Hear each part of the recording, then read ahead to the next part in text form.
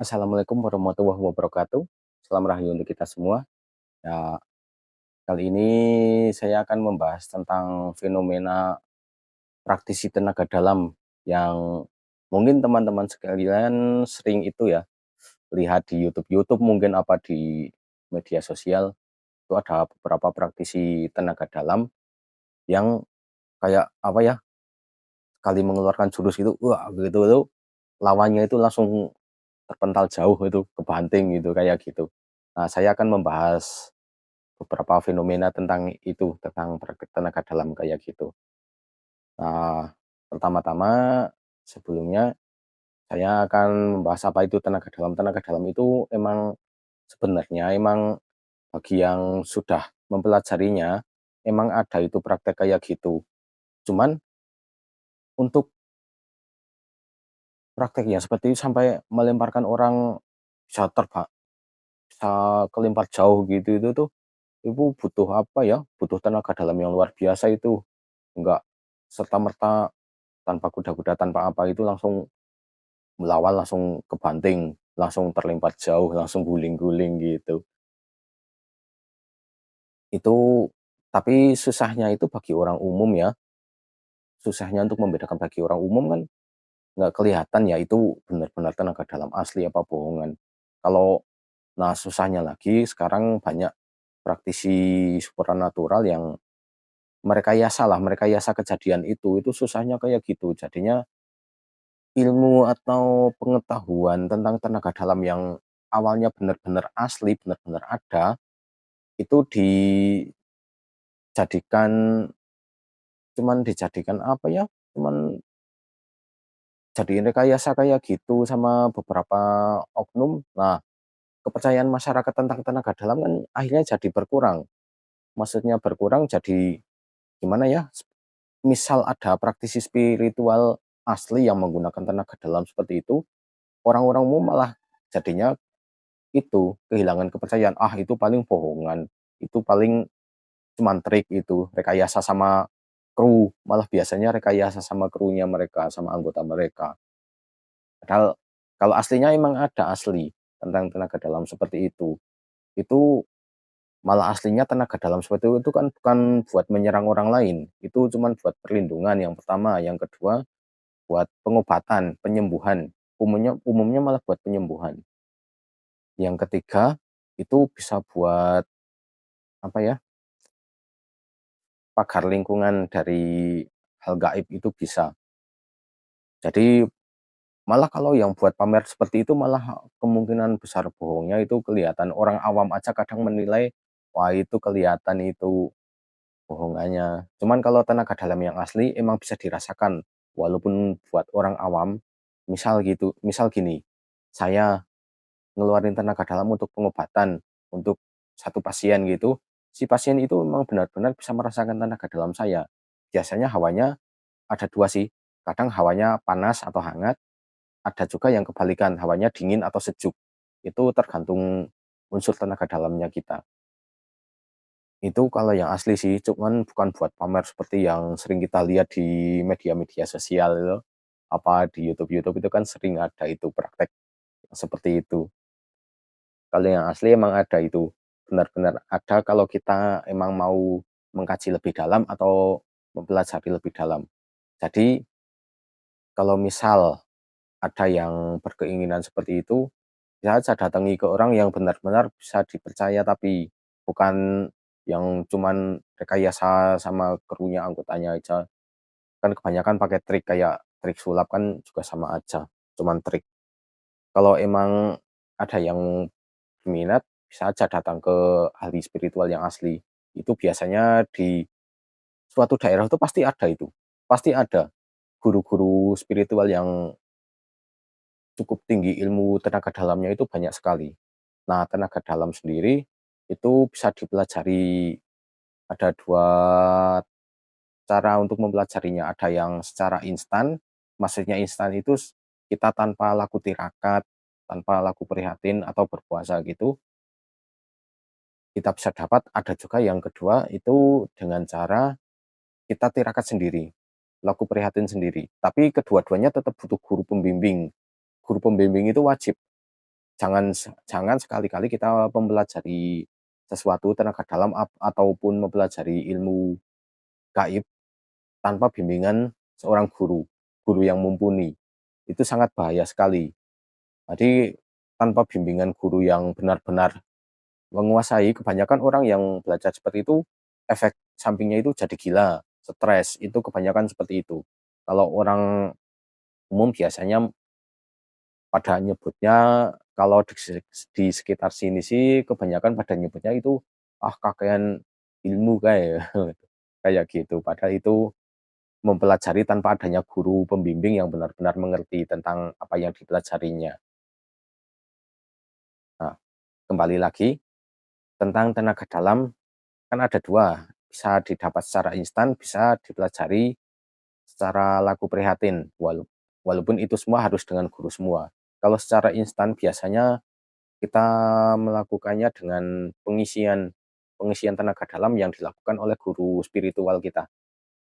Biasanya guru kita membuka titik cakra di dalam diri manusia kan ada 7, itu dibuka semua, terus ya ada beberapa tahapan lah pembukaan titik cakranya. Nah, dalam tahapan itu si guru yang mau membukanya itu bisa itu membuka titik-titik cakranya, lalu tenaga dalam kita bisa otomatis diaktifkan.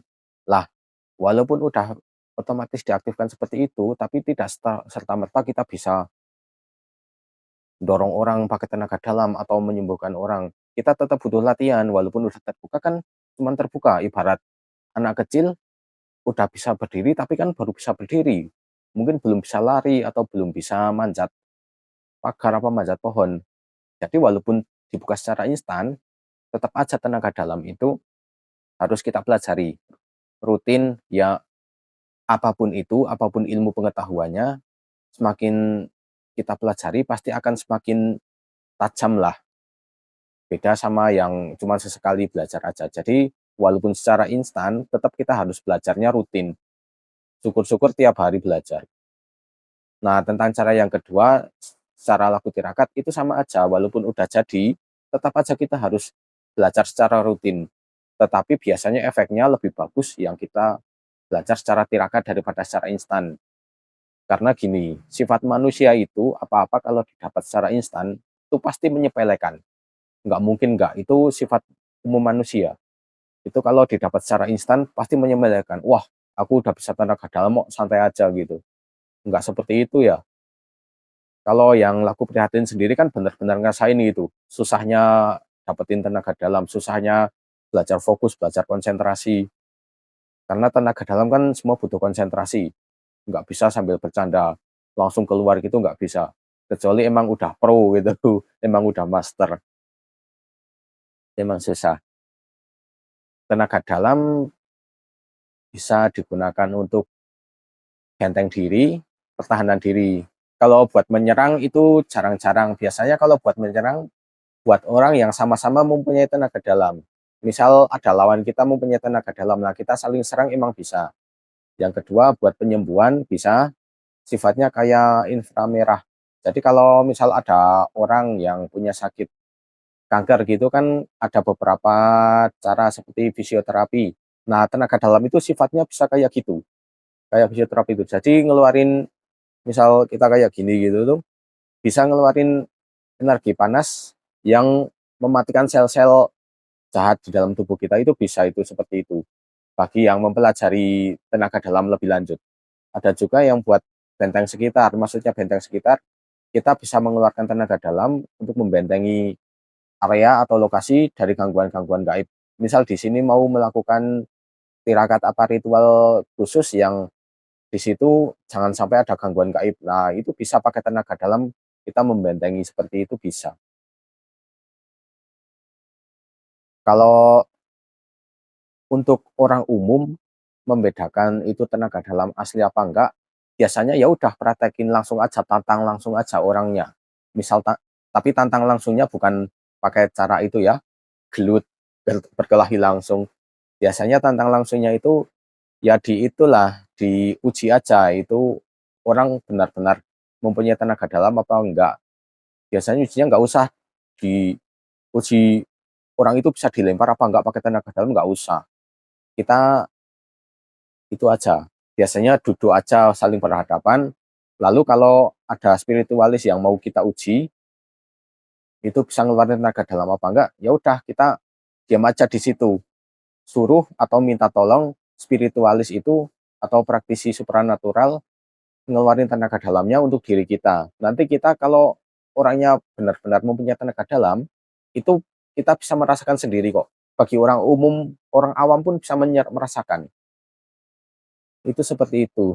Kalau yang rekayasa, ya nggak mungkin mau diuji kayak apapun nggak bakal keluar itu tenaga dalamnya. Apalagi sampai ngelemparin orang, nyampe guling-guling ke banting itu nggak mungkin itu. Jadi kalau ada ketemu praktisi spiritual yang mamerin kayak gitu, udah uji aja langsung nggak apa-apa, diuji aja langsung.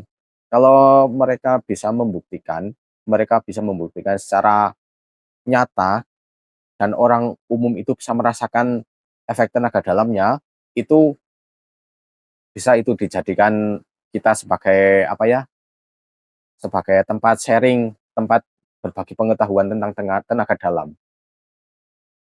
Jadi seperti itu sih kurang lebihnya.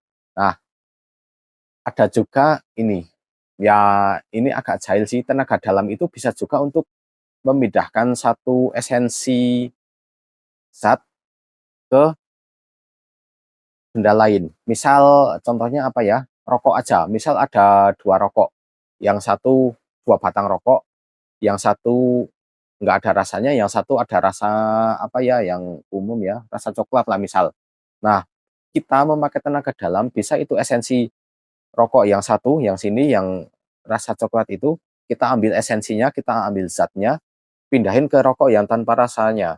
Itu misal sudah berhasil, kita diuji aja itu rokoknya itu, emang benar-benar terasa itu, zat esensi yang dari sini bisa pindah ke sini. Itu kalau praktisi supranatural yang benar-benar kayak gitu, bisa itu mindahin esensi kayak gitu. Jadi tenaga dalam bukan cuman buat penyerangan kayak gitu, tapi kalau mindah-mindah kayak gitu, itu termasuknya juga tanda kutipnya itu jahil juga sih, kalau bisa jangan dilakuin. Soalnya bahaya juga, misal kita ke warung, kita cuman bawa lintingan yang tanpa rasa, ke warung pindah rasa, misal rasa jarum apa gudang garam pindah ke situ, kan jahil itu namanya. Itu matiin pasaran orang itu, nggak boleh yang kayak gitu. Nah, tenaga dalam sendiri selain buat seperti itu, bisa juga untuk mendeteksi benda-benda bertuah. Bisa untuk mendeteksi benda bertuah, misal batu akik, batu mustika, atau pusaka. Misal keris itu bisa kita deteksi. Misal gini ya, kita punya tenaga dalam, terus ada satu batu akik, di mana batu akik itu kita nggak tahu itu ada isinya apa enggak, ada kodamnya apa enggak. Bisa itu kita deteksi.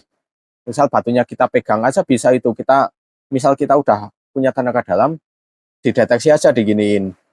Ya kayak kita mau menyerang batu akiknya lah, kita keluarin tenaga dalam, ditujukan ke batu akik atau batu mustika atau benda pusaka yang kita dapat itu, kalau benda itu ada efek efek membalikan tenaga dalam kita. Jadi misal tenaga dalam kita datang, benda mustika itu juga membalikan gitu kan, jadi bentrok, jadi kayak tolak menolak, kayak medan magnet yang tolak menolak seperti itu, efeknya seperti itu.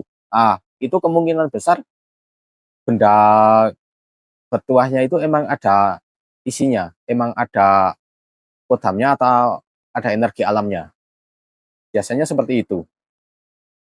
Itu bisa itu mendeteksi seperti itu. Jadi ada enaknya juga mempunyai tenaga dalam seperti itu. Kita bisa mendeteksi benda-benda di sekitar kita itu ada energi alamnya apa enggak. Itu enak. Ya enak juga sih. Bisa seperti itu, bisa mendeteksi, oh ada bangsa gaib yang mau datang ke kita gitu, kita juga udah bisa merasa. Soalnya kita kan punya medan magnet positif ya.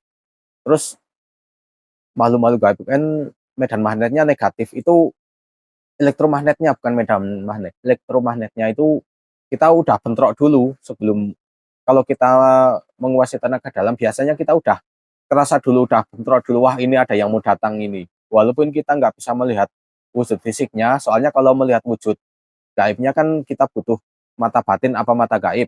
Nah, kalau tenaga dalam kan buat ngerasain, kita bisa itu, ngerasain itu, bisa ngerasain batu mustika, bisa juga untuk mengobati, membantu mengobati orang lain lah. Kalau kesembuhan kan tetap dari Allah Subhanahu wa Ta'ala. Jadi kita bisa itu, jadi ikhtiar kita membantu orang lain yang kesusahan itu bisa. Seperti itu sih. Banyak juga sih kegunaan tenaga dalam, tapi banyak juga praktisi spiritual palsu yang mencampur adukkan tentang itu. Ya yang mencampur adukkan tentang kebohongan sama kebenaran, jadinya orang awam, masyarakat awam jadi itu. Yang pertama ada yang sering ketipu, yang keduanya tingkat kepercayaan tentang supranatural supranatural seperti itu semakin berkurang. Padahal kalau kita mau mengkaji lebih jauh emang ada sih emang ada.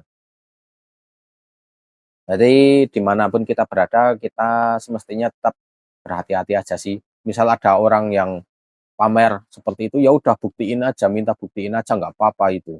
Kalau emang dia bisa buktiin, ya bisa dijadiin tempat sharing nggak apa-apa. Cuman biasanya kalau orang yang mempunyai tenaga dalam asli, nggak mungkin sih pamer. Biasanya nggak, kalau pamer nggak. Biasanya paling kalau darurat harus mau nggak mau harus dikeluarin tenaga dalamnya lah. Paling seperti itu. Biasanya kalau yang pamer-pamer itu apalagi kalau di medsos-medsos itu biasanya ya nuwun sewune ya, itu buktiin aja lah langsung lah itu bener apa enggak. Itu seringnya ya seperti itu, bisa dibuktiin sendiri aja kalau mau, kira-kira kebetulan di suatu daerah ketemu yang seperti itu, buktiin aja nggak apa-apa, langsung aja dibuktiin. Biasanya merekanya sok banyak alasan atau banyak bicaranya alasan ini itu gitu. Udah mungkin seperti itu ya kurang lebihnya tentang ya sekilas tentang tenaga dalam. Mungkin lain kali bisa kita bahas lagi lebih detail tentang tenaga dalam. Ya mungkin seperti itu kurang lebihnya mohon maaf. Wassalamualaikum warahmatullahi wabarakatuh. Salam rahayu untuk kita semua.